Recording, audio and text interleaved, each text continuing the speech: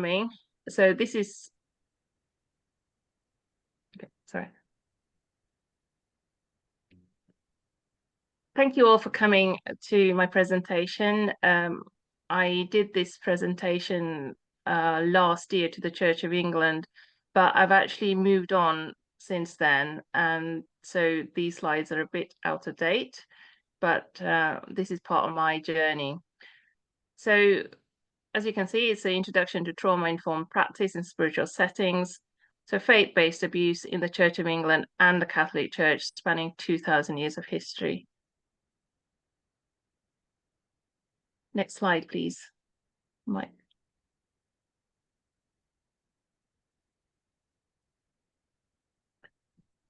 So who am I? So my name is Sheona Della-Fort. I'm the builder of bridges.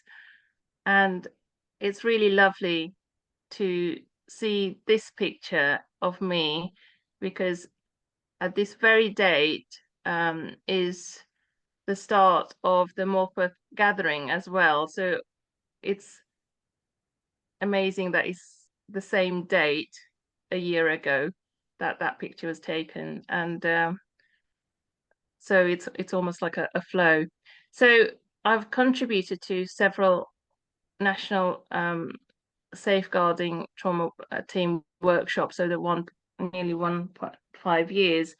So I have worked with the Church of England for some time, contributing to trauma and helping with their workshops, well before what happened in the news. So I'm also a pioneer in the Church of England. So within what they describe as a pioneer, it means that I'm first to see and respond to the Holy Spirit's initiatives. I got my EMCC Coaching Council Global Accreditation last year. So I'm a global coach. I have started my own community interest company. So I'm self-employed. I don't answer to anybody else except the government about my tax returns and stuff like that. My previous life, I was operational auditor within the prison service at HMP Gartree, which was a men's prison. I worked in diversity and inclusion. I worked for the wider civil service as well, so partnering with lots of organisations, both within the civil service and charitable sector in the East Midlands region. I worked for the Royal Air Force Association and lots of other Christian and secular settings. So I'm currently completing my MA Psychosynthesis Psychology, and that included 80 sessions of psychotherapy. It is actually dubbed the Psychology of Hope. I've actually moved on. I've finished that now.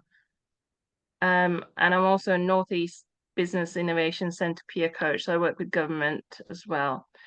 I've spoken internationally. The last time I was out of the country was in November, when I went to Spain. And I'm also an experience of unity of consciousness or oneness. Next slide, please.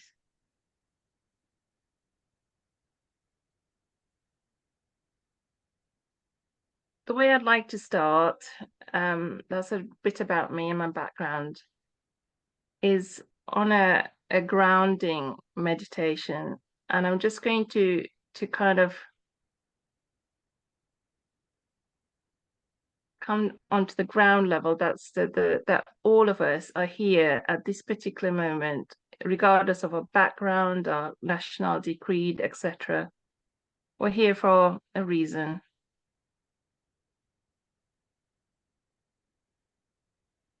And we may have some thoughts about why we're here. And we can let them go. Being present. And what are the feelings that are around coming here? What's in your body at the moment?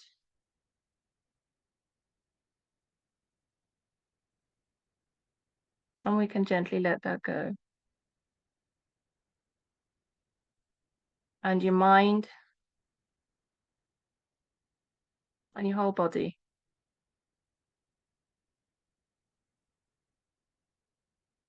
I like this picture of some stepping stones which are in Morpeth where I live. And really, it's like for me, taking you on a little bit of a journey, and you may be feeling anxious or scared or not wanting to go there.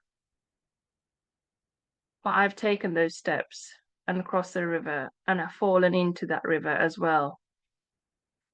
And I felt a right fool because somebody had to help me up from that steps. And I lost some of my sandwiches as well. I made a mess of it, and I came and I felt so foolish. I came back. And then I saw a sign saying that if you fall into the river, you're one of us. You're part of Morpeth. And it made me feel really happy to know that even though I've across the river, fell in and looked foolish, I was still part of a story, of Morpeth's story. And Morpeth, by the way, means murder path.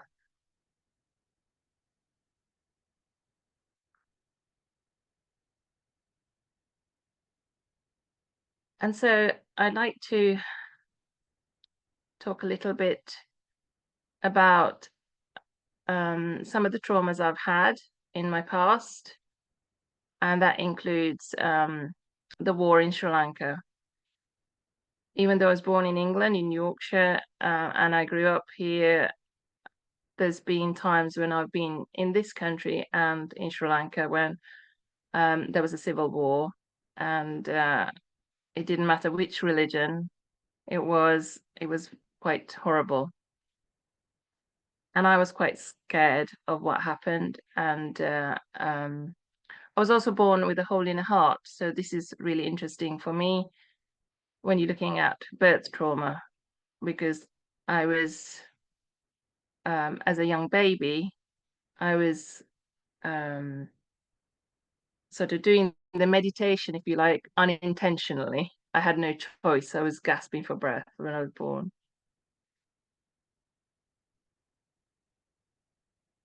And then what happened was I was born on the 21st of December and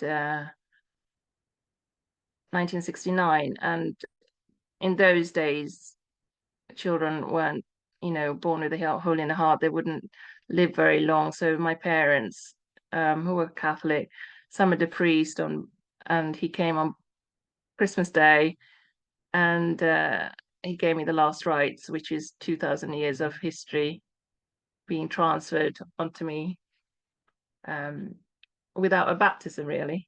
So that meant I was kind of going into purgatory. And but what happened is when I went through meditations and stuff like that, I realized that um, my dead sister, who died in miscarriage between my sister and my brother, she came and held my hand and said, "No, you will not die." Next slide, please.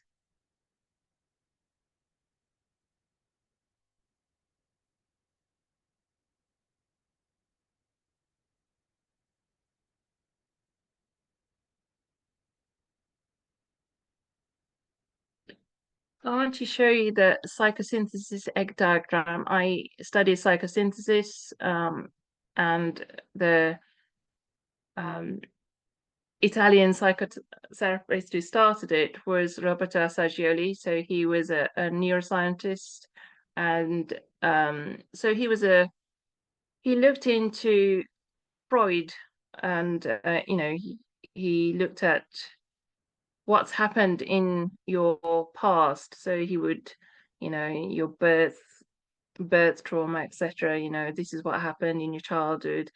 So he knew all about Freud, and he also brought was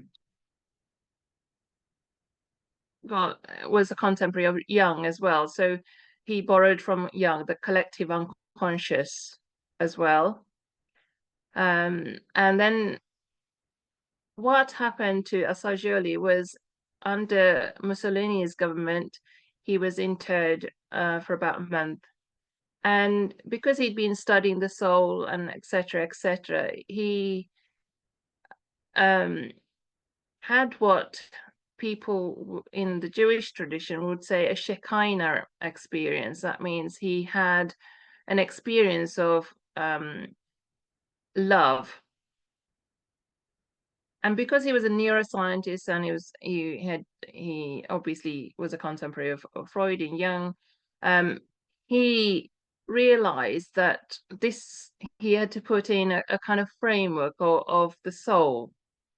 So it's not just enough of digging around in your childhood as to what happened and what your mother did and your father did and what happened to your sisters and your brothers and your societies in general, and obviously the collective unconscious, the me to we, if you like. He had to find a way of connecting to the highest expression of the higher self, or the transpersonal self, which is love and hope. So the transpersonal self, you can have in Christianity, we kind of say God, but God means lots of different things to lots of different people, depending on your religious tradition. So you've got Yahweh, which is in Jewish tradition, Shiva in Hinduism, Allah, Jesus. Jesus said, I and the Father are one. So this concept of, the oneness is that we're kind of, how I see it, is that we're all part of the divine. We're all part of the big jigsaw, if you like. But we also have to work on ourselves to realize that the kingdom of God is within you. Because when trauma happens, that small self goes into hiding. And we kind of have to work on ourselves, the therapeutic sides, etc., to kind of align our will, if you like, with the transpersonal will. And then, navigating life and circumstances to kind of merge with the supreme synthesis between love and will, transpersonal will. So that's a supreme synthesis, if you like. And for me, there's a play on the word psycho and synthesis. So sin can be SIN. So in the Catholic and other traditions of Christianity, we talk a lot about sin. Trust me, I know a lot about sin. So for me, the self, the higher self is the soul, and then the I is the individual, and the N can be either nurture or nature or nurture. So it depends on how you've been nurtured, how you've been born in, what epigenetics, etc. They all come into play. You can't just talk of one thing. And I hope as fellow psychologists, you know about the collective unconscious and how psychology and sociology and the other sciences are all married together, so as we kind of not only align ourselves together, we kind of expand in consciousness outside. So for me, going through not just dealing with my own trauma, the war, then I nearly drowned. So I remember that time when I was sucked underwater, and I thought, oh, great, this is it. And I could literally see the bubbles going up. and I just gave in, okay. And then my brother came and rescued me. So if it wasn't for that, I wouldn't be alive even then. And also, um, I've had cancer, and I've had a hysterectomy, and last year as well, I had detached retina, and I was off ill, and I thought I'm going to, this is it. I'm going to be blind, etc., etc. So the traumas, and also I'm going through a divorce and not feeling completely at whole and at home in any country. I've traveled so much. And as I went through the training with psychosynthesis, I had to um, kind of deal with my own trauma. But as I was dealing with this trauma, there were the spiritual emergence, if you like, the transpersonal elements are coming in. Like the things that happened to me would be, I had a vision of me becoming a black man in the cotton fields of America, and a woman in white who is American saying, "That's your section. This is my section." And that freaked me out because it, I'd worked in on racial discrimination and EDI and stuff like that um, in prison, and I never thought I was racist. So how on earth did I suddenly become a black man in America? I'm not gay, um, and I'm not black. So my concrete mind, if you like, was going quite nuts, um, trying to work it out. Um, my genetic history in Sri Lanka, this can't happen, uh, during the transatlantic slave trade, it just didn't match. Uh, um, Other things like uh, I as that happened, I was working in a Celtic Christian retreat center, and I rushed in. And as I rushed in through the door into the main lounge, I heard the sound of an Indigenous woman being sexually assaulted by a member of the clergy. And now there was no clergy around, there was nobody, and I heard it so loudly, I started crying. I thought, what the hell's going on? Because um, it was just so loud, and I couldn't even talk about it without starting crying. And then another thing happened was it was like I'm seeing things and I'm hearing things, and then I heard the kind of a roar of an elephant falling to the ground, and his tusks were being cut. Um, and this elephant knew that these tusks were being taken to America to be used in the Great Awakening, where there was a religious revival in America, um, and those tusks were being made into pianos, the ivories. And it felt as if there's this information coming from I don't know where, and it was kind of hitting me from all sides. So it's not just seeing things, it was hearing things, it was actually feeling things.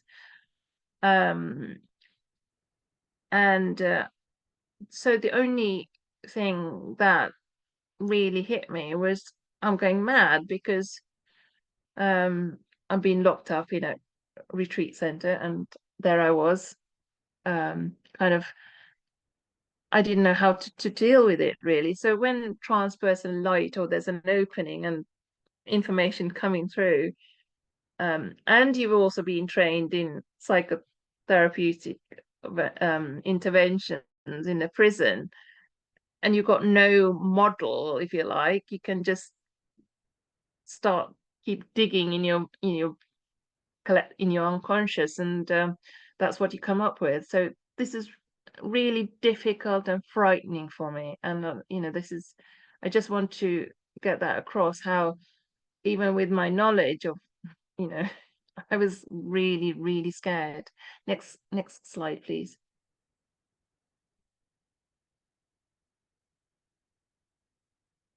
I'm also trying to create a safe psychological and spiritual space for everyone. And in the Northeast where I am, there's something called the inclusion by default. I'm talking about my own experience, as I can't speak for every other survivor within who've been abused within any spiritual setting, whether they're Buddhist or whether they're Hindu, whether they're Catholic or Christian. This is a kind of learning experience. So please, if I unconsciously psychologically trigger you, we're here to support each other. Mike is here as well. And I just want to talk about a metaphor. Joseph's coat of many colors is a metaphor of many things to me. Joseph, I don't know whether you know the story of the Bible, in the Bible, or you've seen Joseph with the green coat. He had a vision when he was young, and then he told his brothers, and they put him in a pit, and then he ended up in prison, and and then it is like the chakra system opening up, really. And then at last, he gets to meet his brothers and welcome them in to this sort of gathering place of all these sort of, almost like a harvest festival, really. For me, is kind of, yeah, we've gone through trauma, we've gone through all these experiences together. So I feel privileged that you have decided to come here as well. Next slide, please.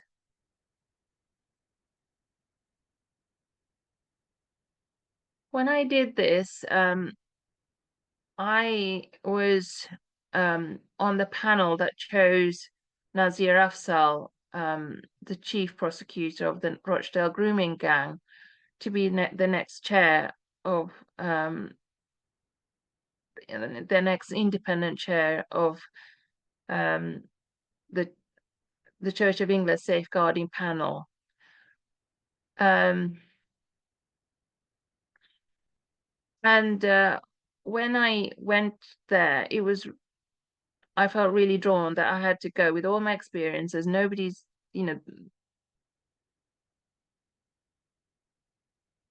I had to choose the right person for this role.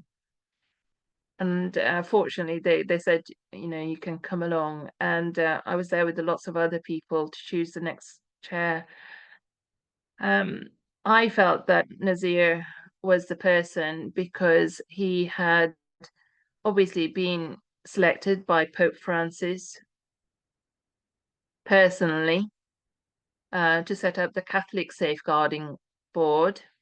And then he is a practicing Muslim, and because the Catholics and Muslims haven't got along, and he was a barrister as well.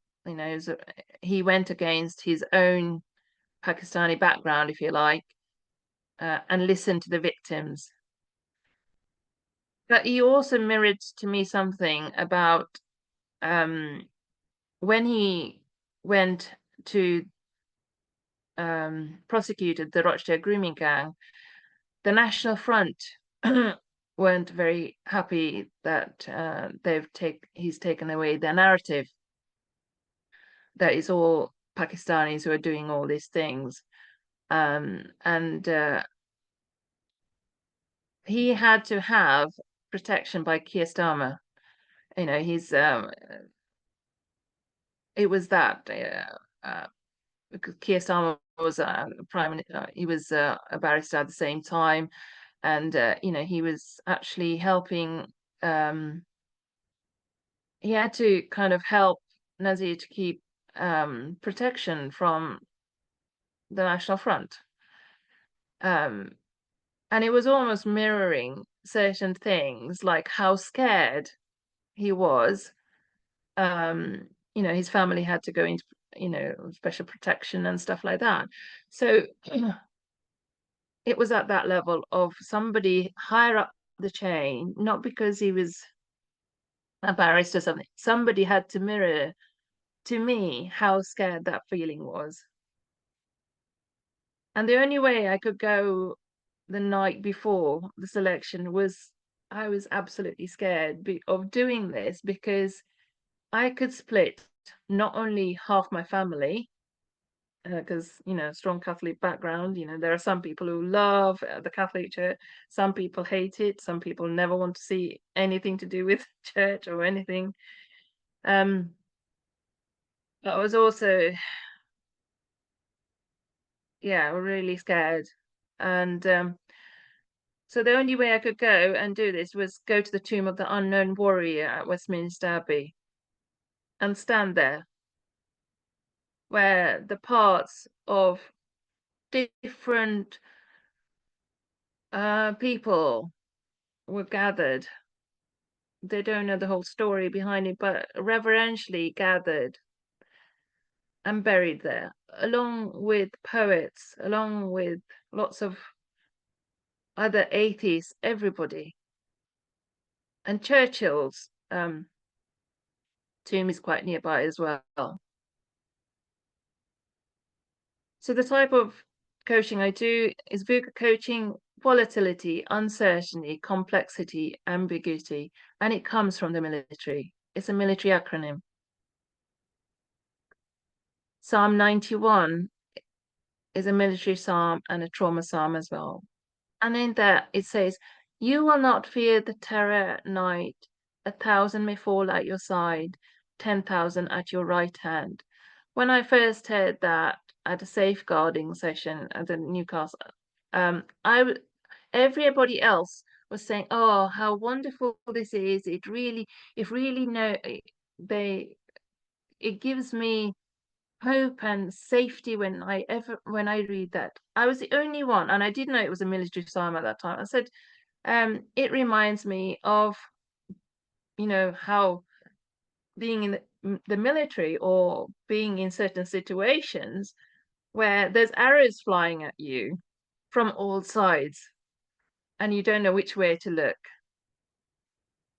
And then the person said, "Oh, it's from a military psalms," and people who are being abused in any faith settings, there's two sort of kind of levels.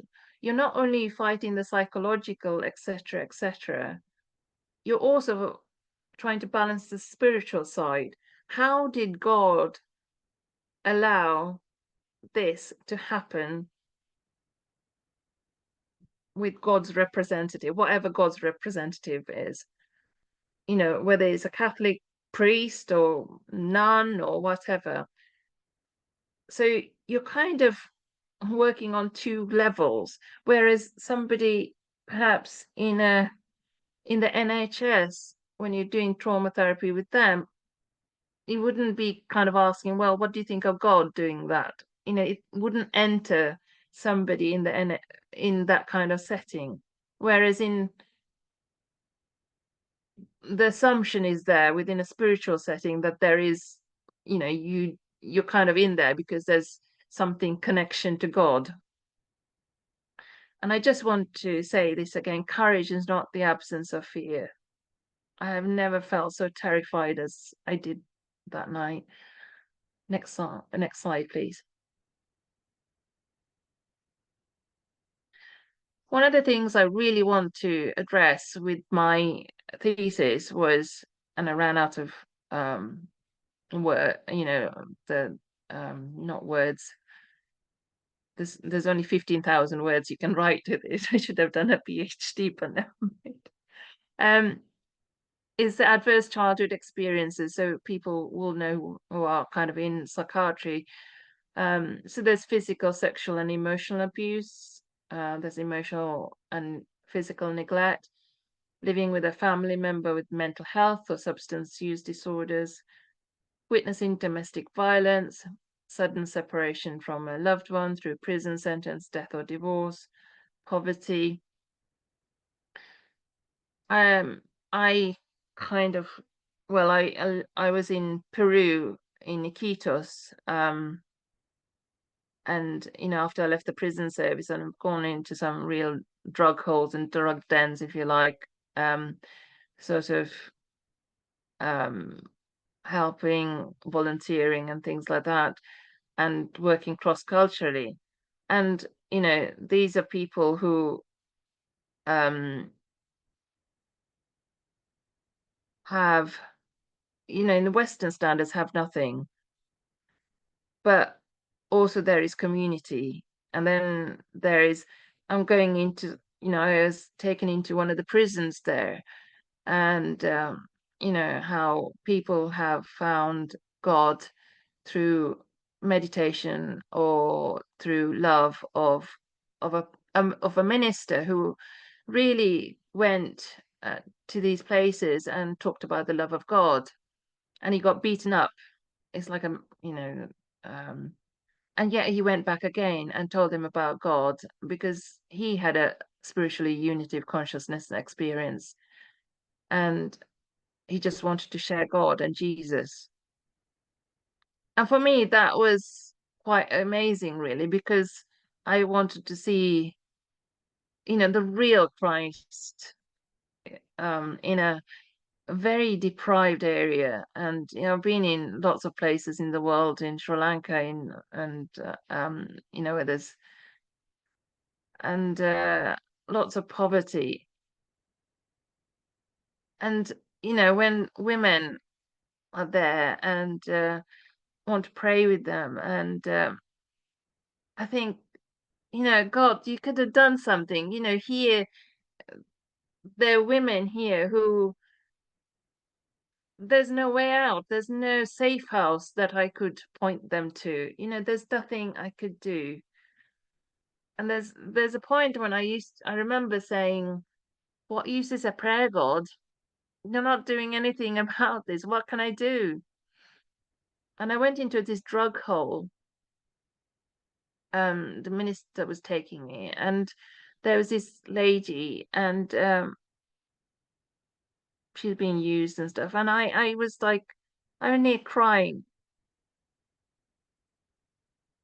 And at that moment, when she was for prayer, and I'd come to the end of my resources, a light came. I can't explain it. It was a presence of holiness, of beyond me.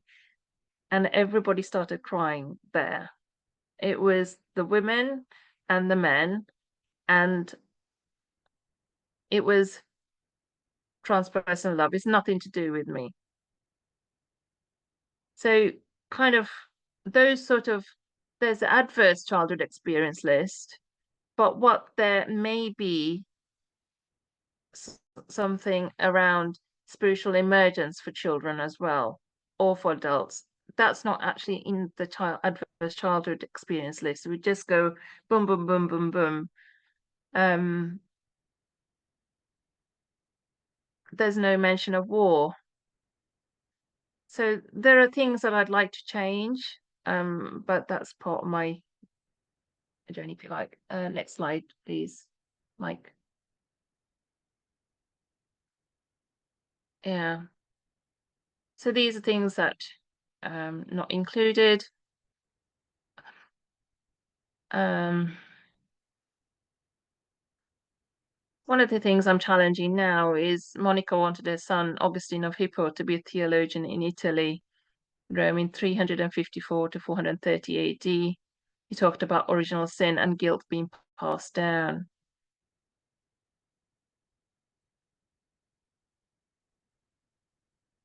So where these theologians come from really matter. He had a son called Edidatus out of wedlock, and his son died, and he coined the theology of sin and guilt. Okay, next slide, please.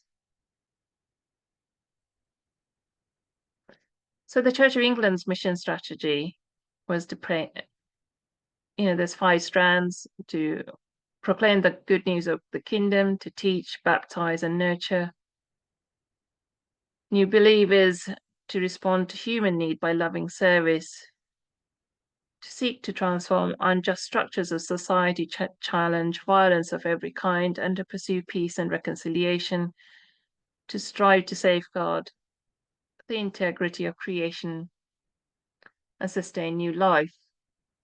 That's their mission strategy. But what if, for the victims, it is you're not proclaiming a good news story? Baptism, well, that was quite a baptism for me. Why aren't you changing? Why isn't the Church of England changing by loving service when there's abuse? What about unjust structures of society? Societies in England, societies in Britain. What are we doing about creation and sustaining new life? For me, that thing about the elephant, it was this whole opening to how nature has a voice. And later on, when I was doing the meditation, I think within psychosynthesis, because I was so scared, I joined them. I was meditating, the first meditation, and this elephant, this elephant came back, and then he slapped me with his trunk on my cheek, and I was like, "What the hell was that?" And then there's like an elephant in the room. Nobody would believe me, and I can remember they'd done this meditation session, and the trainer was saying, did any of you experience anything? And I was like, I'm not saying anything. I am not saying anything. I'm going to keep stum. I'm going to be so quiet. Nobody would believe me. Next slide, please.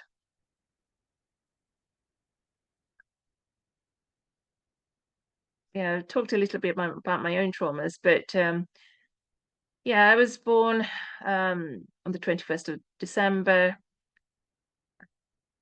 And, being sent to purgatory is almost like being shot out of your body, out of consciousness, and into dark matter. There's more dark matter in the whole of the universe than there is light. So I just kind of do a play on Sagittarius A star. That's the constellation.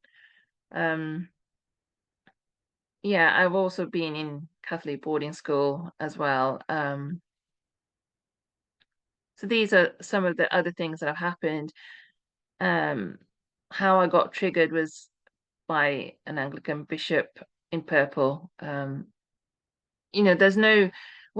the bishops are wearing purple, there's no differentiation between whether this is Catholic or Church of England, High Church of England.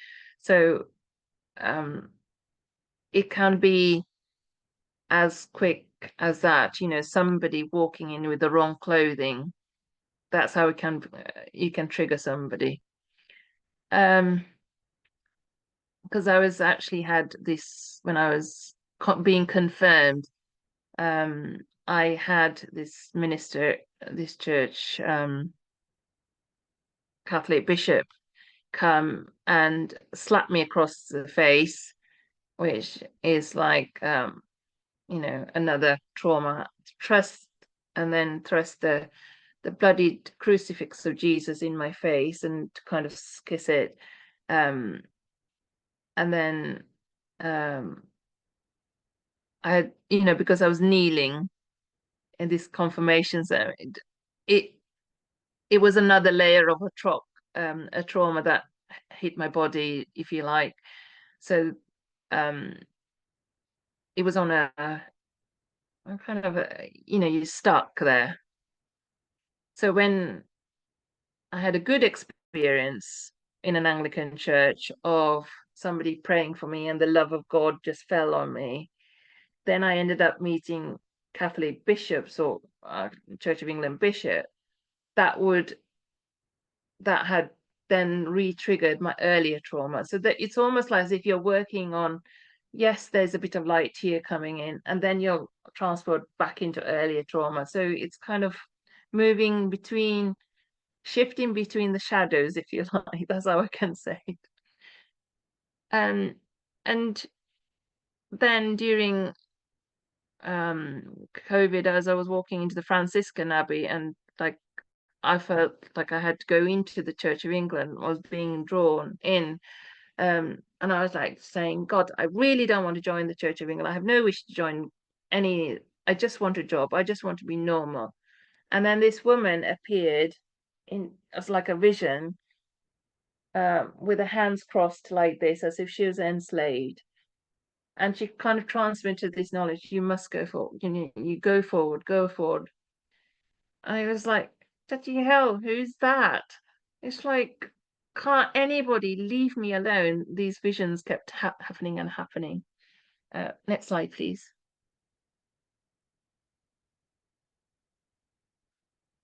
I also do the 5 dimensions of leadership, which is by Roger Evans. He's the director for psychosynthesis at the Institute. And those are the contexts I really look at. But number 5 is important for me. It was asking for help both internally and externally to the organization. So whichever organization, whether I'm studying or not, I'm asking for help from either Mike or other people. I never seem to just stay in one organization. Next slide.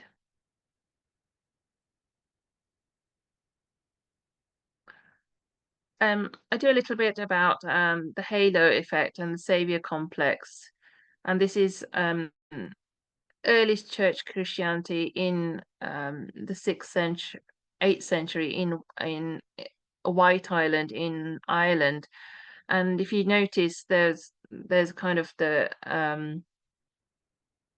old sort of bishops and what were sort of the early saints of Christianity, like Cuthbert, not Cuthbert, Oswald and Columbanus and all those figures. But the other one was very interesting. It's a fertility symbol.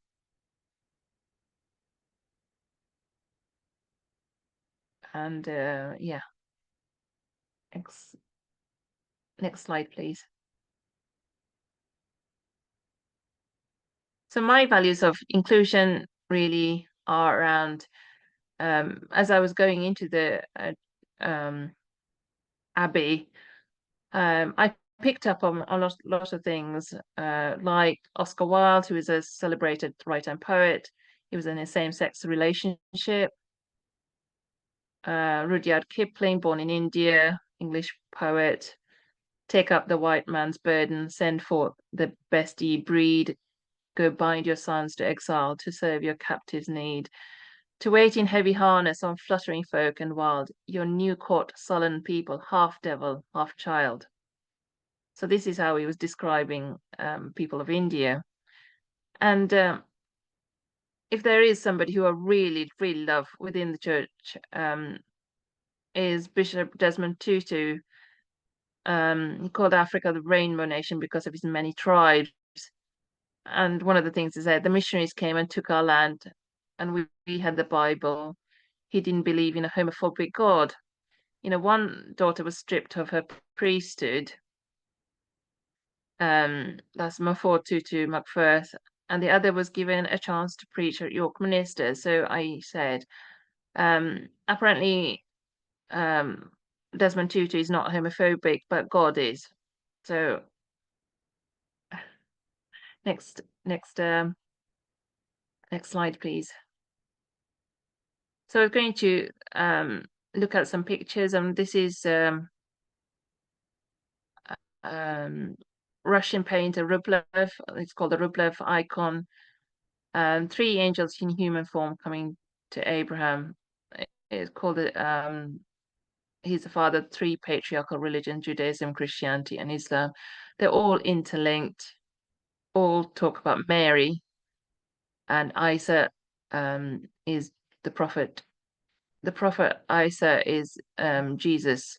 So there's a lot of commonalities, but in the Middle East, we're all fighting about, this is my God and your God and whoever God it is. So I wanted people to reflect and say, this is where we started from, and this is where we all split. Next slide, please.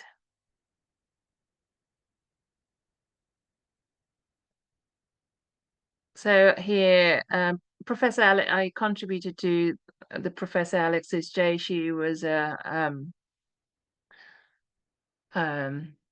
Scottish professor who was commissioned under Theresa May's government to look at, I think it was 14 institutions, including the Church of England and the Catholic Church and the Methodist Church and lots of other religious organizations. But these are the institutions. So I added a few extra, like got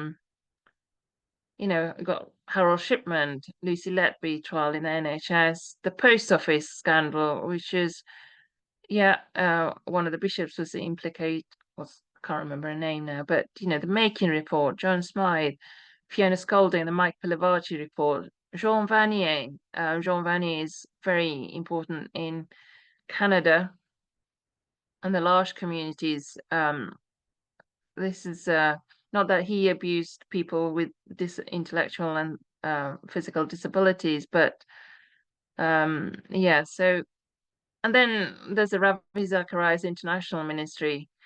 So Ravi Zacharias was an Indian who converted to Christianity, and he was very well liked within sort of evangelical circles, both in Canada and in the States.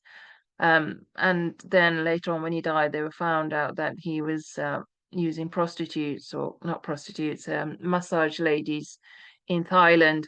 And so, they had to have this massive inquiry. And then there's Oxford Centre for Apologetics. And so they had to have a name change and all this stuff to get rid of the kind of link with all the scandals that were going on. But it's the same with sort of other kind of organizations like Oxfam, who don't have a kind of ethos. They're just humanitarian organization, but they did a lot of their directors were doing lots of things in other countries. So, you can go with either humanitarian organizations or people who are supposed to be doing good, and we can't just lump, just because we had, I don't know, Harold Shipman in the NHS, we can't say that the whole of the NHS is bad. So we kind of have to navigate those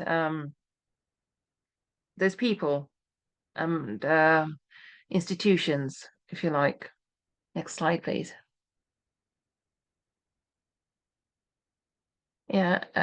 So this is how, for me, is that different people experience spirituality. The fourth one is the most interesting one, is Dr. Frank Lake. He's within the Christian side. He also, alongside with LSD, alongside Stanislav Grof. I know somebody said, don't mention Stanislav Grof, we won't get funding. But this was birth of when LSD was, was it the 50s or 60s?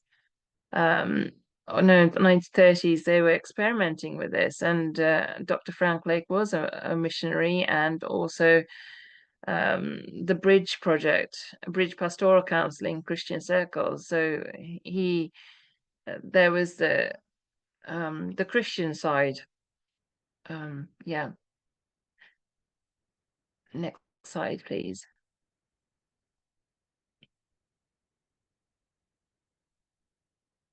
So how I see it is like the mosaic analogy, the archetype, or archbishop, the Pontifex Maximus, bless his soul, Pope Francis has died.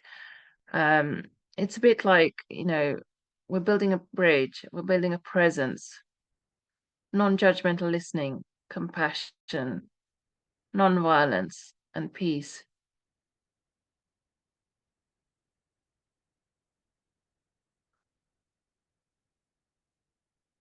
Next slide, please.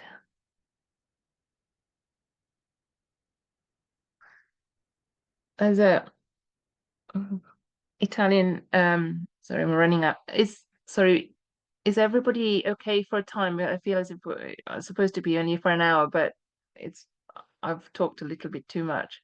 Is that okay? Well, I think you started speaking about 10 past, so we've still got a little bit of time yet.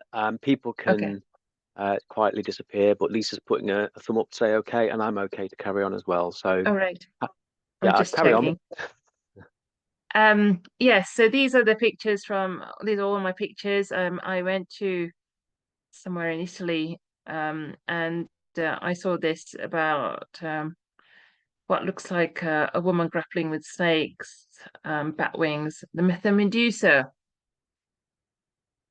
And then I also go and do meditation with the Harnham Buddhist Center here in Belsay, Northumberland. And that's very much around Theravada Buddhism, which I'm quite familiar with. Obviously, in Sri Lanka is Theravada. So, and they've got this bell with snakes and dragons and stuff. And this, just finished. This is the Chinese Year of the Dragon, and Vikings had dragon longboats. So there was the concept of the dragon is completely different in Wales. And you've got the Welsh dragon. You got the North, the Vikings and things who brought who had dragon longboats and stuff like that. And the rest of the world, they're okay with dragons and snakes and stuff, but it's apparently King George. George went to Saint George went to slay the dragon, and he became the dragon slayer. So I've been always kind of wondering, what dragon did he actually go and kill? And quite interestingly, Robert of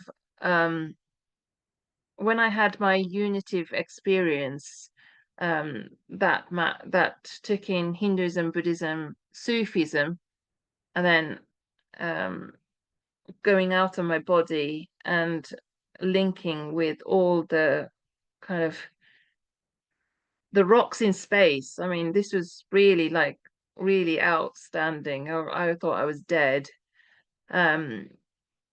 And as I was whizzing through space, I ended up meeting Patrick, or the impression of Patrick, with a snake around his middle. And at that moment, I realized that he didn't get rid of the snakes of Ireland because there's nothing to say that there were any snakes in Ireland. He had a visionary experience or Kundalini awakening, as we know. And then he just motioned me to go back to Earth, and I kind of dropped back into my body. And then went and the next day I said to my psychosynthesis tutors that I have to that this is what happened. So that was what my unity of consciousness was experience. Next slide, please.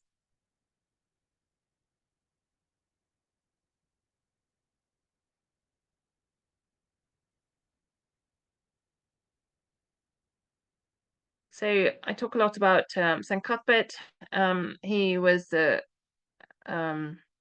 he kind of straddled both pre-Christianity, pre whatever we have as Christianity now.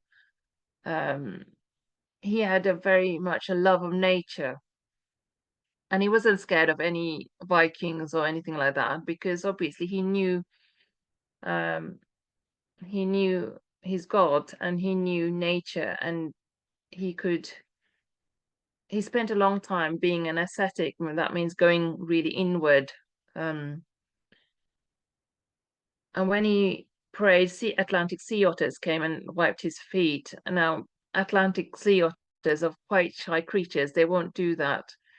And Northumberland was a place where it was actually carpet bombed, if you like, by the Norman invasion in 1066. People starved to death. Don't know the whole history. George Washington's ancestors came from around here before they immigrated to America.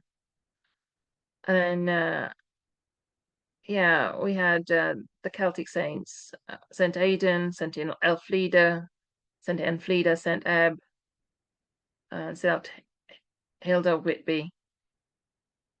And we ended up splitting at the Synod of Whitby, which is the 6th or 7th century.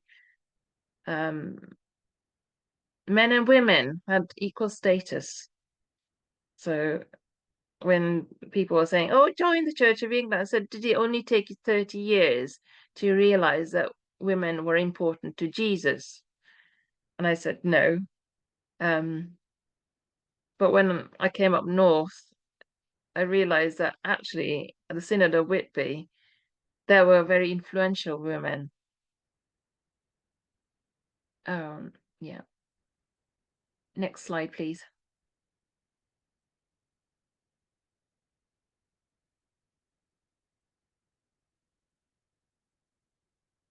So the heavens declare the glory of God in the Psalms. The Muslims circle the Kaaba in Saudi Arabia and offer prayers. It is like recreating the spiral nebula. So if you're into physics, and that's what I quite like. This is a picture of the spiral nebula, which is outside Newcastle University. So patriarchal religions relating to Abraham, 1.39 billion Catholics, Jews, Anglicans. Matriarchy relating to the moon, the fertility goddesses, Nana, Inanna. In Sanskrit, it's Amma or Ammi, Panchamama, Mama, Mother, Gaia, Bridget, Virgin Mary. The Venus is the brightest star in the galaxy. And they're worshipped by 1 billion Hindus, 500 million Buddhists, 1.1 billion non-religious, and 400 million indigenous religions. Next slide, please.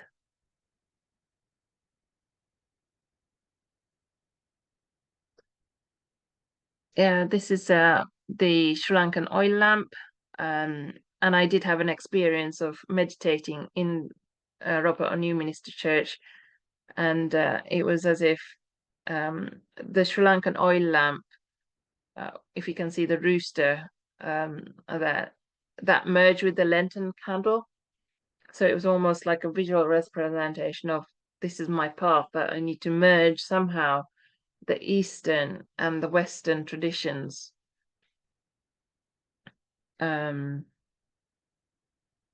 Yeah, and the thing is, Abraham sat under the oaks of Mamre when angels appeared to him.